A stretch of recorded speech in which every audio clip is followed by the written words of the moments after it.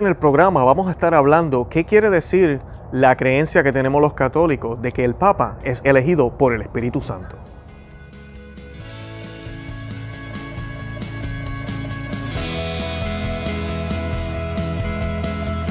Bienvenidos a Conoce, Ama y Vive tu Fe. Este es el programa donde compartimos el Evangelio y profundizamos en las bellezas y riquezas de nuestra fe católica. Les habla su amigo y hermano Luis Román y quisiera recordarles que no podemos amar lo que no conocemos y que solo vivimos lo que amamos. Hoy vamos a estar hablando de si realmente el Papa es elegido por el Espíritu Santo, lo cual tiene dos respuestas, sí y no. Hoy vamos a estar analizando cuatro respuestas para esa pregunta, porque hay que mirar de qué aspecto estamos viendo la pregunta, en qué punto de vista se está mirando. Y hoy les voy a estar dando dos sís y dos nos de por qué realmente si el Papa es elegido por el Espíritu Santo. Pero antes de comenzar con eso, quisiera que nos encomendáramos a la presencia de la Santísima Virgen. Y esto lo hacemos en el nombre del Padre, del Hijo y del Espíritu Santo. Amén. De vos se ha dicho, oh María, que sois la que se eleva bella como la luna y escogida como el sol. Oh María, vos habéis venido al mundo como una aurora resplandeciente, y el resplandor de vuestra santidad ha precedido al sol de justicia. El día de vuestra aparición en el mundo ha sido el día de la gracia y de la salud. Sois bella como la aurora, y así como ningún planeta se asemeja tanto al sol como la luna, ninguna criatura se parece a Dios tanto como a vos. La luna disipa las tinieblas de la noche con la luz que recibe del sol, y vos, oh María, disipáis nuestras tinieblas con el resplandor de vuestras virtudes. Pero vos sois aún más bella que la luna, porque en vos no se halla mancha ni sombra. Sois escogida como el sol, es decir, como el sol divino que ha creado al sol. Él ha sido escogido entre todos los hombres, y vos, oh dulcísima María, lo habéis sido entre todas las mujeres. Vuestro dulce nombre no se puede pronunciar sin sentirse inflamado de amor hacia vos, y los que os aman no pueden pensar en vos sin que su amor se aumente cada vez. Dignaos, oh María, concederme la gracia de que yo experimente estos sentimientos que son mis aspiraciones en la tierra, para después amaros eternamente en el cielo. Amén. En el nombre del Padre, del Hijo y del Espíritu Santo. Amén. Bueno, bienvenidos a Conoce, Ama y Vive tu Fe. Hoy voy a estar hablando de este tema que es bien importante y es parte o continuación del tema que dimos anteriormente sobre el caso de Honorios I, el caso de un papa hereje, si era posible que hubiera, ¿verdad?, un papa hereje, y hablamos un poco de la infabilidad papal. Pronto vamos a hacer otro episodio sobre la infabilidad porque hay muchas preguntas sobre esto, pero una de las cosas que las personas siempre cuestionan o preguntan es que si el Papa es elegido por el Espíritu Santo, entonces pues no se debería equivocar o no debería haber ningún error o no debería ser guiado extremadamente por el Espíritu Santo de una manera extraordinaria. Pues todo eso lo vamos a estar respondiendo hoy. Yo voy a estar utilizando un artículo y por eso voy a estar leyendo y vamos a estar comentando. Es un artículo de Info Católica. Y el autor se llama, y disculpen, Bruno M. Bruno M, no tengo el apellido. Y Bruno nos habla muy claramente sobre esto.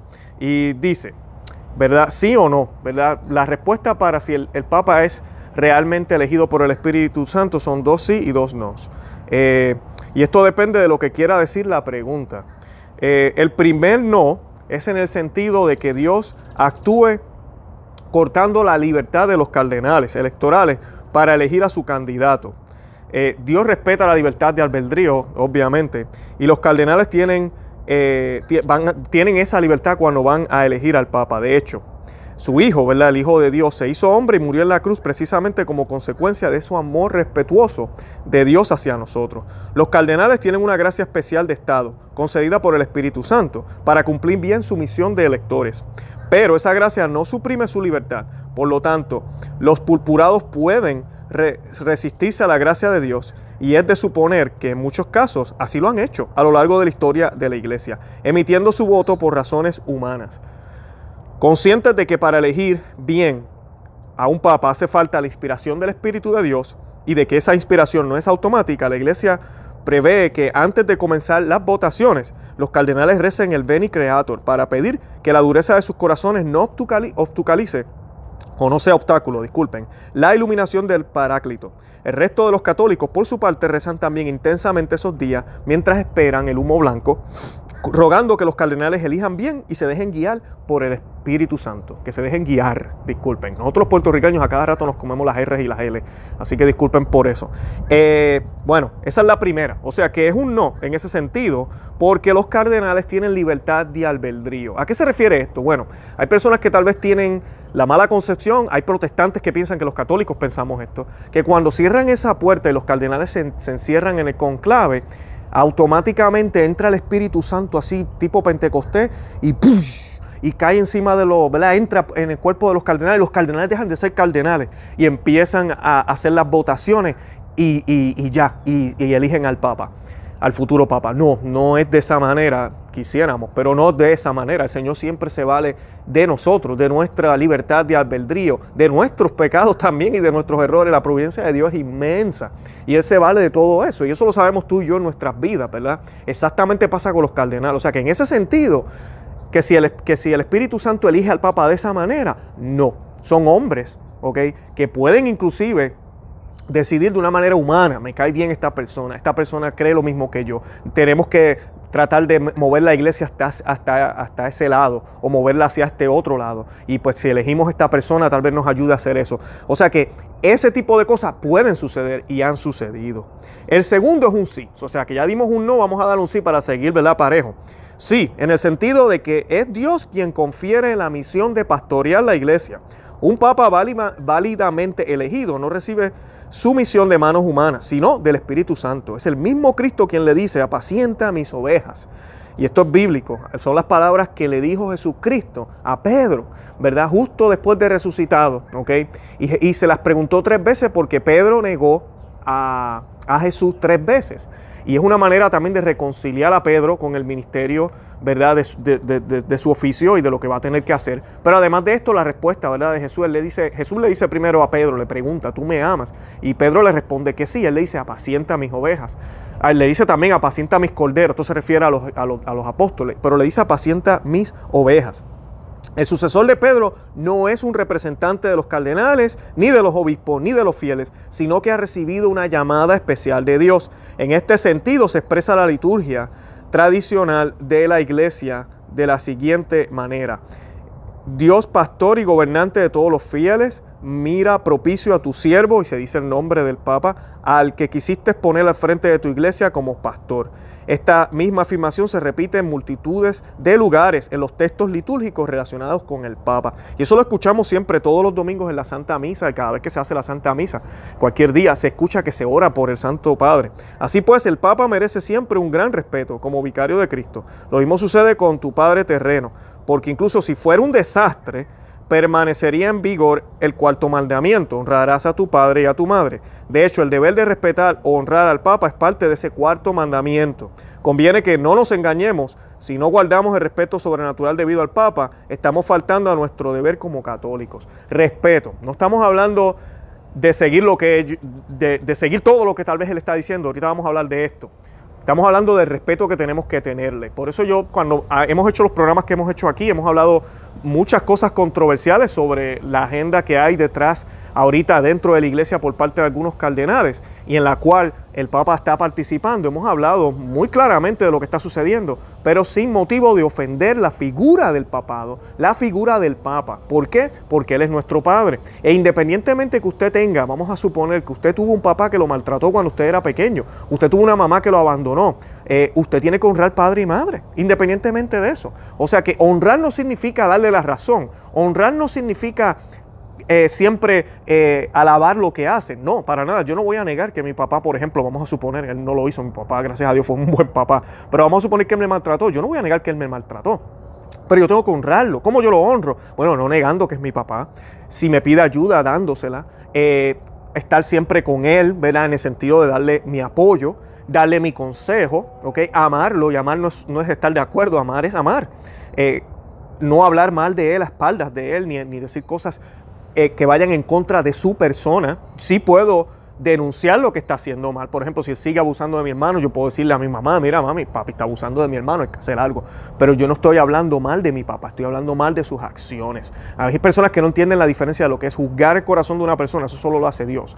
Y el juzgar las acciones, nosotros sí podemos juzgar las acciones de una persona, sí podemos juzgar los hechos, sí podemos juzgar las circunstancias, sino cómo vamos a determinar qué está bien y qué está mal.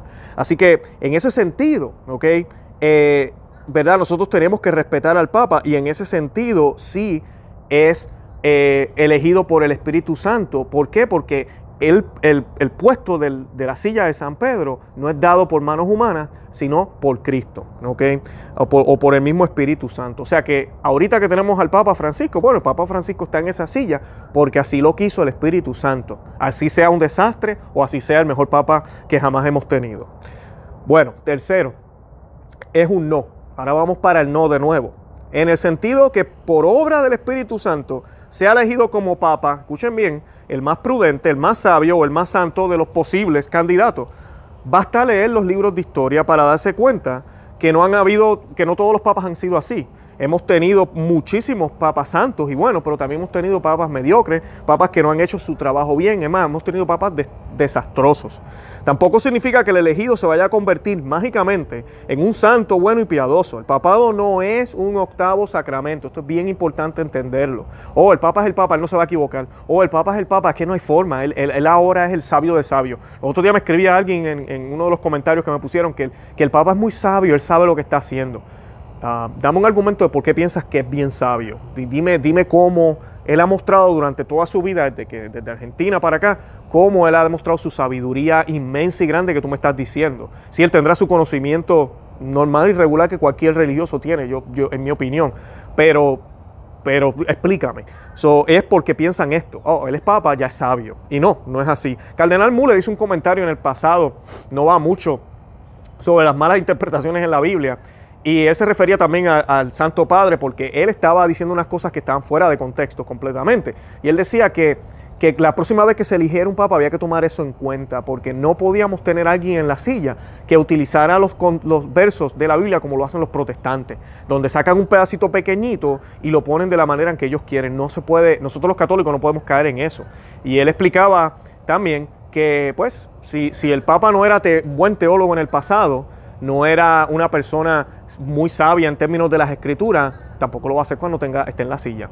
No es que eso sea un requisito, pero si él no sabe admitir que tiene esa deficiencia y no busca tal vez a personas que le escriban las homilías o lo que sea, entonces vamos a estar oyendo disparates. Y todos aquí sabemos que hay una lista bastante larga de cosas que se han dicho que están totalmente fuera de contexto.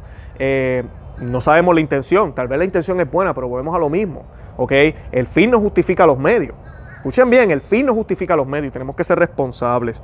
Así que eso es bien importante. En ese sentido, no, el Espíritu Santo no le da superpoderes al Papa y lo vuelve más santo y más sabio.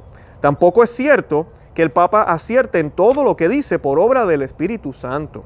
La infalibilidad papal, como estableció el Concilio Vaticano I, y es bien importante, sí hay un Concilio Vaticano I, muchos católicos piensan que el único concilio válido es el Concilio Vaticano II, y antes de eso no hay nada.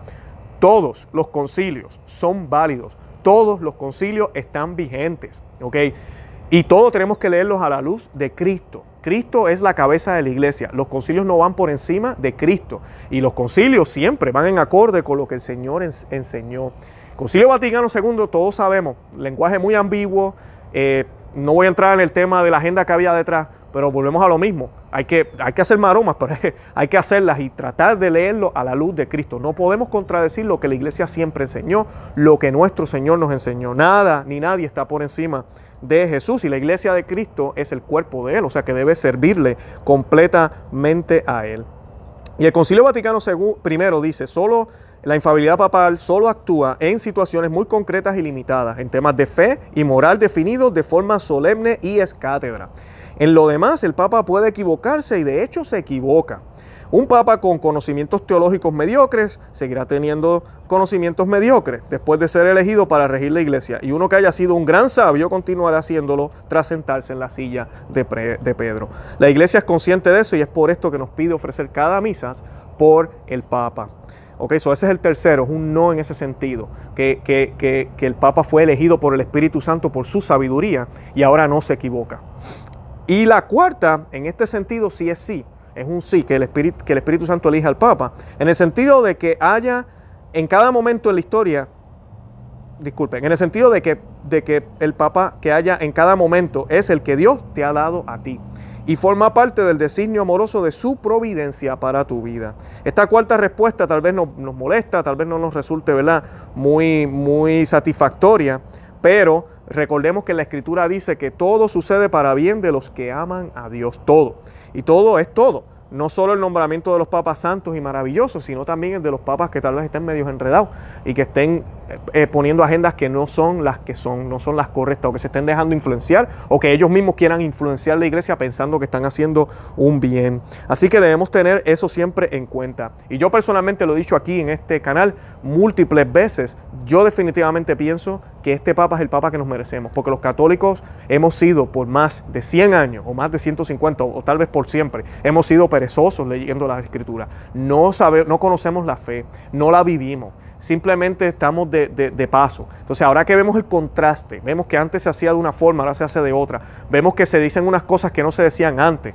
Vemos que antes se decía, por ejemplo, que el sacerdote tenía que ser célibe. Hoy se está hablando de que la puerta se va a abrir para que se casen. O se está hablando de las diaconisas.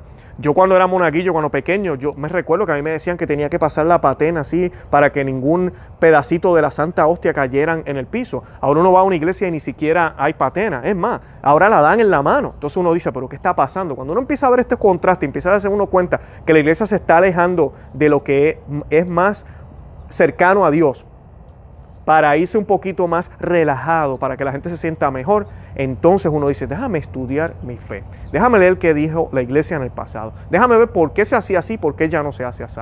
Y lo que tenemos que tener en cuenta también es que el Espíritu Santo no se puede equivocar. Hay personas que piensan, oh, es que es el Espíritu Santo que está obrando de manera misteriosa en este tiempo. Así, entonces, ¿qué obraba antes? ¿Qué obraba antes? Entonces, ¿no era el Espíritu Santo? Entonces estamos diciendo que Jesucristo blasfemó, porque Jesucristo dijo que el Espíritu Santo nos iba a guiar todo el tiempo y que Él iba a estar con nosotros hasta el fin del mundo, Él, Jesucristo. Y el Espíritu Santo iba a guiar a su iglesia todo el tiempo, desde el principio hasta el final. Entonces, ¿de qué estamos hablando? Así que tenemos que tener mucho cuidado cuando pensamos que todos estos cambios son buenos. No lo son, si van en contra de lo que nos enseñaba la iglesia y de lo que nos enseñó el propio Jesucristo. Así que tenemos que tener mucho cuidado.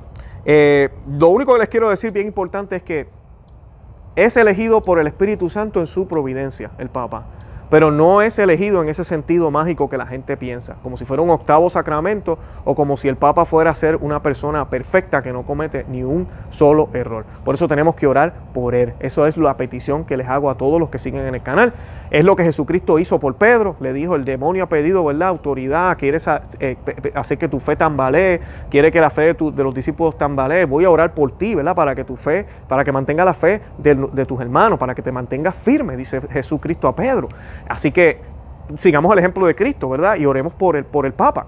Pero eso no quiere decir que no miremos lo que está pasando mal y tratemos de aclarar, porque aquí estamos hablando de almas que se pueden perder y no queremos eso, especialmente los que estamos evangelizando y estamos pendientes a todo esto.